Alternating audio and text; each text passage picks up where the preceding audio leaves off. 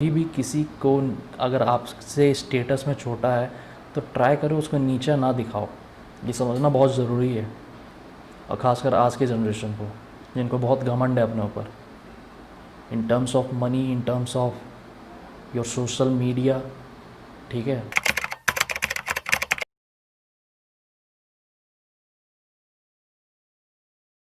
Hello friends, आप सभी का स्वागत है हमारे इस चैनल में जिसका नाम है द सस्टेन शो। आज हम बेसिकली बात करने वाले हैं गरीबी के बारे में।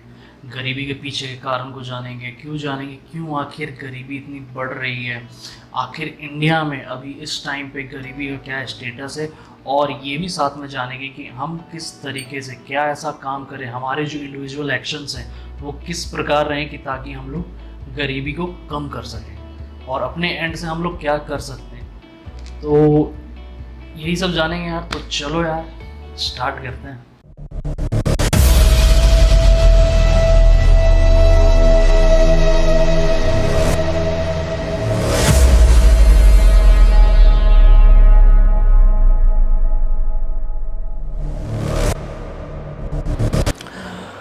तो यहाँ पर सबसे पहला जो क्वेश्चन उठता है यार, वो ये उठता है कि आखिर गरीबी है क्या, मतलब क्या है पॉवर्टी, क्या मतलब क्यों हम लोग बोलते हैं कि ये कोई इंडिविजुअली कोई बंदा गरीबी रेखा से नीचे बिलोंग करता है, कोई गरीबी रेखा से ऊपर बिलोंग करता है।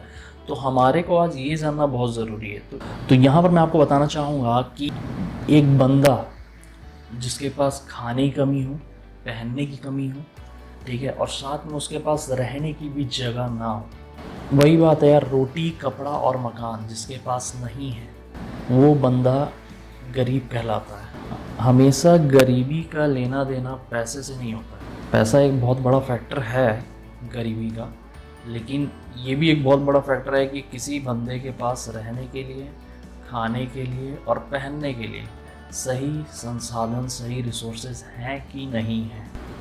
अब जाहिर सी बात है यार कि अगर कोई बंदा गरीब होगा तो गरीब किस कारणवश होगा। उसको सही से एजुकेशन नहीं मिला, उसको रहने की फैसिलिटी नहीं मिली, उसकी फैमिली बहुत बड़ी थी, बहुत छोटे एज में उसे काम करना पड़ गया। तो गरीबी आखिर होती क्यों है? कोई शौक़ से गरीब नहीं होता है। ऐसा नहीं है कि मतलब अरे भाई गरीबी बहुत ट्रेंड में है चलो गरीब बनते हैं, ऐसा नहीं होता है। कुछ ना कुछ मजबूरी रहती है, कुछ ना कुछ रिसोर्सेज की कमी होती है जिसके कारण लोग गरीबी रेखा के नीचे आते हैं। ठीक है। तो यहाँ पर आपको ये चीज़ समझना ज़रूरी है, हर एक कोई गरीब अपने शौक़ से नहीं बनता है, या यूँ कह लो कि आज इस सोसाइटी की जो मेंटालिटी है वो ये सोचते हैं कि यार ये बंदा पढ़ा लिखा नहीं तो ये इसके कारण ये यहाँ पर है। ऐसा नहीं है, समझिए बात को। बहुत से प्रॉब्लम होते हैं, आप कभी भी किसी से जाओ, आप किसी ठेले वाले से पूछो तो उसकी फैमिली, ऐसा नहीं है कि उसके फैमिली में बस 4 लोग हैं, उसके किसी की फैमिली में 12 से 16 लोग भी मैंने पता किया है, तो मेरे को पता चला है इस बात का। तो प्लीज़ ये सब चीज़ को कभी अंडर एस्टिमेट मत करो, और कभी भी किसी को अगर आपसे स्टेटस में छोटा है तो ट्राई करो उसको नीचा ना दिखाओ। सारे लोग फंस गए, घर जा नहीं पाए। सबसे बड़ी समस्या तो ये है कि साहब मान लीजिए हम तो यहाँ परेशान हैं, घर पे खेती बाड़ी नहीं कटेगी तो लोग क्या खाएंगे, क्या पिएंगे, बाल बच्चे 2-4 परिवार सबके हैं घर। तो बोले कि ठीक है, अब उसका इंतजार क्या करो, सब छोड़ छाड़ के देते हो यहाँ आ जाओ।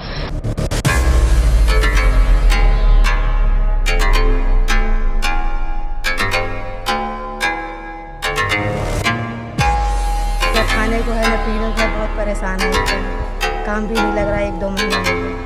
हस्बैंड की तबीयत भी खराब चल रही है, इस टाइम उनका बुखार हो रहा है, सब जा रहा है। Actually, in India, every minute, 44 people are moving out of extreme poverty.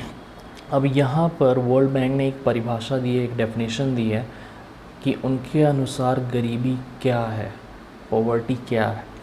तो मैं आपको बड़ी सिंपल भाषा में बताना चाहूँगा कि पॉवर्टी उनके हिसाब से है कि जिस बंदे के पास खाने के लिए पैसा नहीं है, ठीक है, रहने के लिए जगह नहीं है, अपना हेल्थ का ध्यान नहीं रख सकता, ठीक है, अपने फैमिली का हेल्थ का ध्यान नहीं रख सकता, और जिसके पास अपने फ्यूचर को लेके बहुत सारी प्रॉब्लम्स हैं, ठीक है, जिसके पास ढंग की जॉब नहीं है।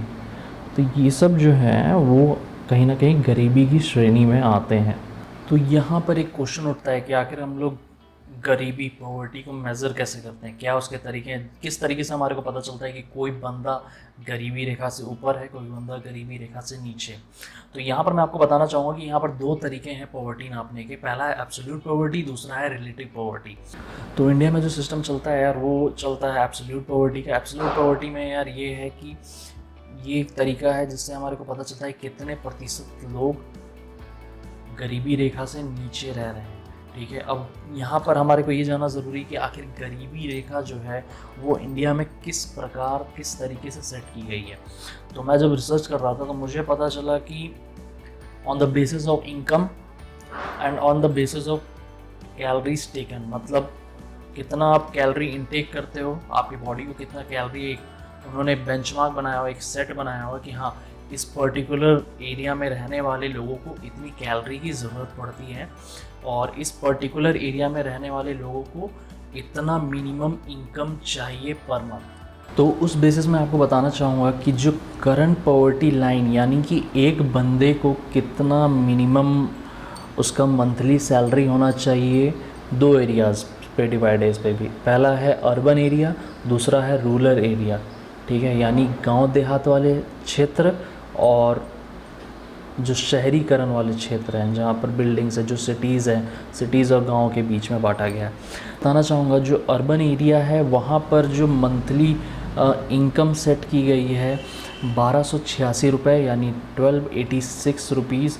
इसका मतलब 1286 रुपीज़ से नीचे जितने भी लोग महीने क्या कमाते हैं वो गरीबी रेखा से नीचे आते हैं, समझ रहे हो।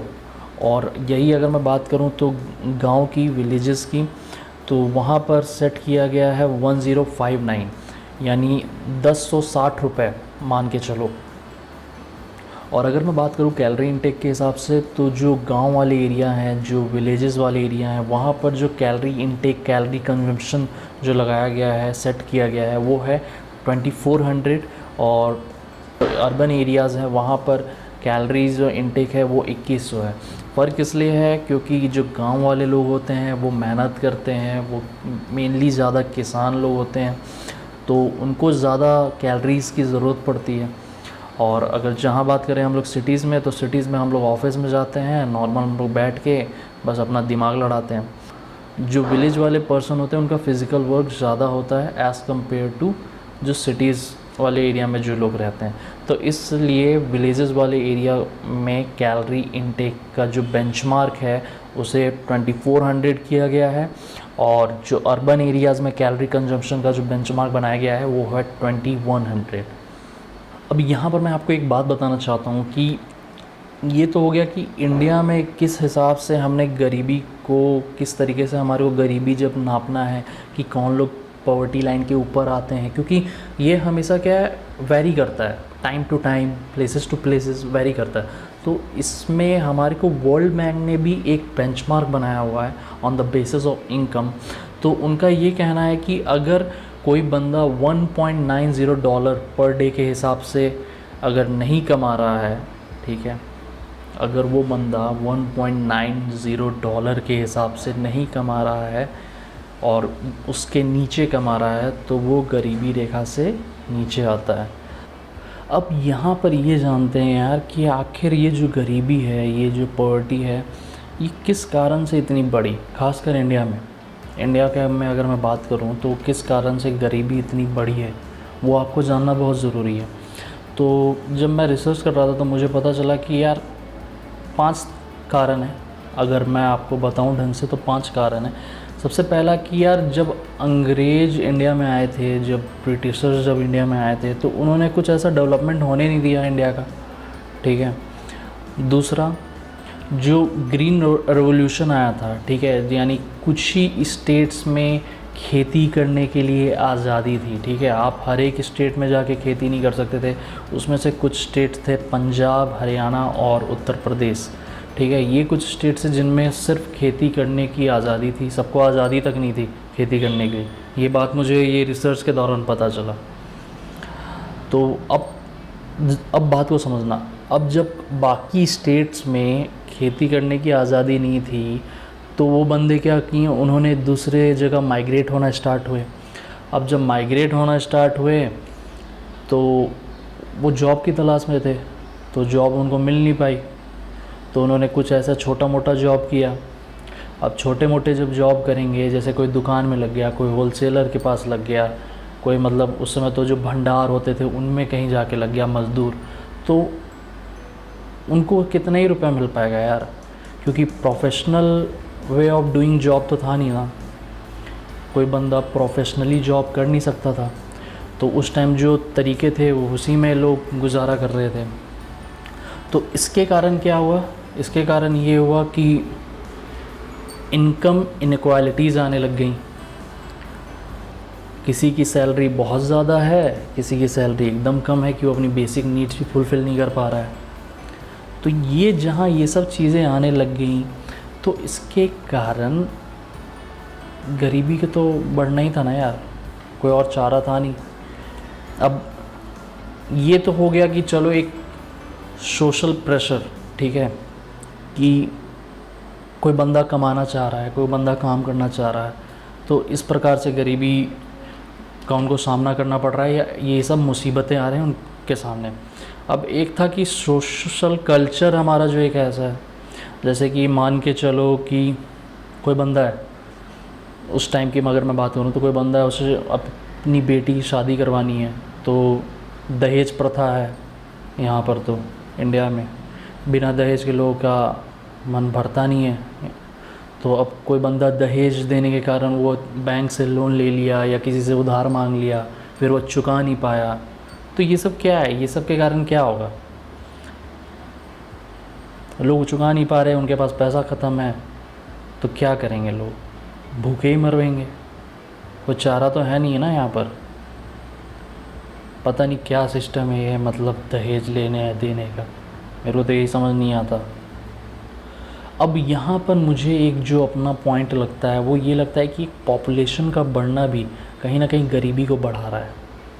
अगर आप बात करें कि पॉपुलेशन जो बढ़ रही है उसके कारण भी कहीं ना कहीं हम लोग टैकल नहीं कर पा रहे गरीबी से। फॉर एग्ज़ाम्पल,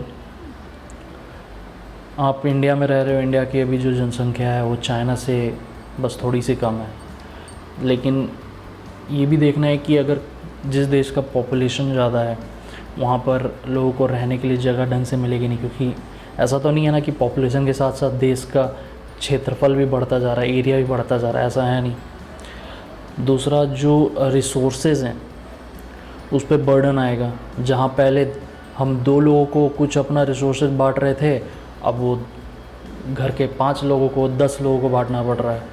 तो आप बात समझो कि पॉपुलेशन कंट्रोल करना भी यहाँ पर बहुत ज़रूरी है, क्योंकि जब ये सब चीज़ें होती हैं, जब एक टाइम के बाद जब पॉपुलेशन बढ़ने लग जाता है तो सरकार पे भी बर्डन पड़ने लग जाता है, ठीक है। अगर कोई भी सरकार हो उसके ऊपर बर्डन पड़ेगा ना भाई, कि यार पहले मैं 2 लोगों को टॉफ़ी दे रहा था, अब मेरे को वही 2 टॉफ़ी 10 लोगों में कैसे बांटूँ, तो वहाँ पर किसी को पूर्ति नहीं हो पा रही है। अब यहाँ पर एक क्वेश्चन उठता है, या एक क्वेश्चन आप सोच रहे होंगे कि यार ठीक है, तुम मेरे को बता रहा है कि ठीक है गरीबी क्या है, गरीबी के कारण क्या है, तो लेकिन यहाँ पर आपके दिमाग में क्वेश्चन उठ रहा होगा कि यार मैं तो गरीब हूँ नहीं, तो मेरे को कैसे इफ़ेक्ट पड़ेगा, मैं तो गरीब नहीं हूँ, मेरे पास तो अच्छी सुख सुविधा है, ठीक है, मेरे पास रहने के लिए घर है, प्रॉपर एनवायरनमेंट है मेरे पास, तो मेरे को इससे फ़र्क क्या पड़ेगा। फ़र्क पड़ेगा जब कोई बंदा अपनी जो बेसिक नीड्स हैं उसको फुलफ़िल नहीं कर पाएगा, तब वो क्या करेगा। शरीफ होगा तो या तो भीख मांगेगा, या थोड़ा अकड़ू होगा तो फिर वो क्राइम करेगा। आदमी जो क्राइम करता है उसके पीछे भी उसकी मजबूरी होती है। ये मत सोचो कि अरे कोई बंदा आता है मैं डॉन बनूँगा, बहुत कम ही लोग होते होंगे जो ऐसे बोलते होंगे कि मैं डॉन बनूँगा, ठीक है, बहुत कोई, लेकिन अपने बेसिक जो अपने बच्चों को पाल रहा होगा, ठीक है, जो अपने घर वालों को चला रहा होगा, उसके लिए वो क्राइम करेगा, चोरी करेगा, डाका डालेगा, डकैती करेगा कहीं ना कहीं जाके। तो समझ रहे हो, तो ऐसा नहीं है कि हम लोग इंटरलिंक्ड नहीं हैं, हम लोग भैया इंटरलिंक्ड है पूरे, ठीक है। वो लोग भी हमारे आसपास ही रहेंगे, तो उसके लिए कुछ ना कुछ काम किया जाए तो ज़्यादा बेटर है, ताकि वो भी एक अच्छे एनवायरनमेंट में रह सके, हम भी एक अच्छे एनवायरनमेंट में रह सके। थोड़ा सा उनका हम लोग लेवल अप करने में मदद कर सकें। अब वो किस तरीके से कर सकते हो अभी मैं बता दूँ, रहना हमारे साथ। सबसे पहला भैया अवेयरनेस फैलाओ, ठीक है। जो काम मैं कर रहा हूँ अपने माध्यम से फैलाना है फैलाओ, इस वीडियो को शेयर कर सकते हो तो करो, ठीक है। लेकिन लोगों तक जागरूकता फैलाओ। ऐसा नहीं है कि किसी को पता नहीं है कि पॉवर्टी क्या होती है, गरीबी क्या होती है, कौन लोग गरीब हैं, गरीबी रेखा क्या है, कैसे हम लोग इससे टैकल कर सकते हैं, लेकिन लोग उस पर काम नहीं करना चाहते हैं, ठीक है। लोग उसको ना एक साइड में कर देते हैं। लोग अपने ना लाइफ में बहुत बिज़ी हो रखे हैं, तो लोग इन सब चीज़ों के बारे में सोच नहीं रहे, जबकि ये सब चीज़ें बहुत इम्पॉर्टेंट है। तो अवेयरनेस फैलानी है किसी भी तरीके से। दूसरा, छोटा छोटा स्टेप लेना स्टार्ट करो यार, मतलब छोटे छोटे स्टेप लो। जैसे कि किसी बच्चे को कभी कुछ तुमने मतलब पेंसिल बॉक्स गिफ्ट कर दिया, अगर कोई बच्चा पढ़ने लिखने वाला हो तो, ठीक है। तो ये सब जो चीज़ें होती हैं, कभी उनको कुछ एक बैग दे दिया, ठीक है, कुछ फंडिंग कर दी छोटे से अमाउंट में कि हाँ जिससे कोई बच्चा पढ़ लिख सके, ठीक है। तो ये सब चीज़ें जब करोगे तो आपको भी अच्छा लगेगा, सामने वाला जो बंदा है उसको भी अच्छा लगेगा। और साथ में एक आप ये भी कर सकते हो यार कि अगर कोई बच्चा है आपके आसपास, आपके घर के आसपास कोई ऐसी फैमिली रह रही है, ठीक है, जिनको लगता है कि आप किसी तरह मदद कर सको, तो आपके एक सिंपल सा स्टेप ये है कि आपके पास पुराने कपड़े होंगे, ठीक है, जो आप नहीं पहनते होगे, ठीक है, जो पुराने हो चुके होंगे, जो आप अब सोशल मीडिया पे जिनको पहन के अपलोड नहीं कर सकते, तो प्लीज़ ट्राई करो कि एटलीस्ट उनको डोनेट कर सको, ठीक है। आपके पास पुराने कपड़े हो गए या फर्नीचर्स हो गए हैं, ठीक है, या कुछ जूते चप्पल हो गए, तो ये सब आप कर सकते हो डोनेट। और ये सब चीज़ें ऐसी नहीं है कि मेरे बोलने से या आप ये वीडियो देख रहे हो तब आपको आई, ये आपका खुद भी एक अंदर से आना चाहिए कि यार नहीं, मैं एटलीस्ट इतना तो कर सकता हूँ। और ये जो पॉइंट है, सबसे बड़ा पॉइंट मेरे को जो ये लगता है, ये भी एक है कि जेंडर इनइक्वालिटी होना, ठीक है, कि आपके घर में सिर्फ मर्द काम करने जा रहे हैं, औरत नहीं। मर्दों की पढ़ाई थोड़ी ज़्यादा हो रही है, औरत को पढ़ने का मौका ही नहीं दिया जा रहा है, लड़कियों को पढ़ने का मौका नहीं दिया जा रहा है। तो ये सब चीज़ नहीं होनी चाहिए। ये सब रीज़न के कारण मेरे को तो ये बहुत बड़ा रीज़न लगता है, क्योंकि आज के टाइम पे यार अगर मैं देखूं अपने चारों तरफ नज़र घुमा के, तो मेरे को तो हर एक जगह यही लगता है कि यार लड़कियां ही ज़्यादा अच्छा कर रही हैं, और वो कर भी रही हैं, फैक्ट है ये, कोई उसको मतलब झुटला नहीं सकता। तो इसलिए जब आप दोनों को इक्वल दर्जा देंगे सोसाइटी में, तब जाके ये सब चीज़ें अपने आप धीरे धीरे पॉवर्टी, गरीबी सब ख़त्म होना स्टार्ट होगा, ठीक है। तो ये सब चीज़ें को समझना ज़रूरी है, और ये सब चीज़ें जब आप समझेंगे तभी आप कुछ चेंजेस कर पाएंगे अपने लिए, अपने सोसाइटी के लिए। और साथ ही में जो लास्ट पॉइंट ये है कि यार जो हमारा जो जॉब वाला कल्चर है ना, जॉब वाला कल्चर, ठीक है, उस इंडस्ट्री में, जॉब इंडस्ट्री में बहुत से अभी ऐसे सेक्टर हैं जो अनऑर्गेनाइज्ड तरीके से चलते हैं। मैं ऐसे किसी सेक्टर का नाम तो नहीं लेना चाहूँगा, लेकिन हाँ चलते हैं। तो उनको ऑर्गेनाइज्ड वे में चलाना ज़्यादा ज़रूरी है। कोई एक नई कंपनी स्टार्टअप हो रही है तो उसको अच्छे तरीके से एक ऑर्गेनाइज्ड वे में चलाना ज़रूरी है, ताकि कोई बंदा अगर जॉब करना चाहे तो वो अपना पूरा डेडिकेशन के साथ करे। ऐसा ना लगे कि हाँ वो जॉब उसके लिए मजबूरी या बर्डन बन रहा है। अगर उसको बहुत टेंशन जैसा माहौल मिलेगा जॉब में, तो जाहिर सी बात है जॉब छोड़ देगा। फिर उसको मन करेगा अरे यार जॉब करना बेकार है, तो फिर वो अपना घर और कैसे चला पाएगा, नहीं चला पाएगा। तो यहाँ पर हमारे को एक प्रॉपर कल्चर, प्रॉपर इन्वायरमेंट मिलना बहुत ज़रूरी है जॉब्स के प्रति। अब यहाँ पर एक क्वेश्चन उठता है कि जो इंडियन गवर्नमेंट है, जो हमारी भारत सरकार है, वो ऐसा कौन कौन से उसने पॉलिसीज़ बनाई हैं उन लोगों ने, जिससे हम लोग गरीबी को मिटा सकते हैं, गरीबी को टैकल कर सकते हैं। तो ऐसी जानकारी के लिए हमारी वेबसाइट है www.thesustainshow.com। वहाँ पर जाइए, हमने एक ब्लॉग लिखा है जहाँ पर हमने बताया है कि कौन कौन सी पॉलिसीज़ हैं। तो इसी के साथ आज की वीडियो मैं समाप्त करता हूँ। आशा करता हूँ आपको मेरी वीडियो पसंद आई होगी। अगर वीडियो पसंद आई हो तो चैनल को सब्सक्राइब करिएगा, वीडियो को लाइक करिएगा और अपने फ्रेंड्स एंड फैमिली के साथ शेयर करिए प्लीज़। और जितना आप इसे लाइक करेंगे यूट्यूब इसको आगे और दूसरों को सजेस्ट करेगा। तो प्लीज़ लाइक करिए, शेयर करिए, कमेंट करिए अगर आपकी कुछ राय हैं कि मैं किस तरह वीडियो को और अच्छा इम्प्रूव कर सकता हूँ, तो प्लीज़ कमेंट सेक्शन में अपना फीडबैक देना ना भूलें। तब तक के लिए thank you and have a nice day.